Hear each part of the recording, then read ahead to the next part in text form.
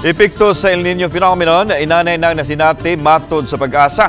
Sa data sa pag-asa Visayas Regional Services Division, matag buwan sa Enero ug Pebrero, mabatyaga na ang pag-ubos sa temperatura dinhi sa Sugbo tungod kay nining mga panahon na ang peak nga sa hanging amihan. Apan sa record sa pag-asa, mas taas sa normal nga average temperature ang natala dinhi sa Sugbo. Minus pa usab kaayo ang pag-uwan nga nasinati sa Sugbo og subang bahin sa Kabisayan. Mo-average og 135 millimeters ang uwan nga mabubo sa Sugbo matag buwan sa Enero. Apan dining unang siyam ka adlaw sa buwan sa Enero, 2.5 millimeters pa lang ang natala. Sa gihapon, ang hanging amihan at tualang nakaapekto sa Northern ug Central Luzon. Samtang ang easterlies gihapon ang pasulabi sa Visayas ug sa Mindanao.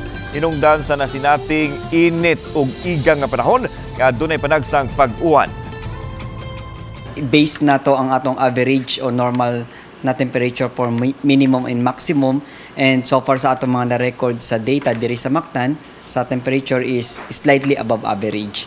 Kini is one of the impacts na nang gimonitor nato na El Nino or strong El Nino. So dili lang sa Cebu but rest of part of Visayas.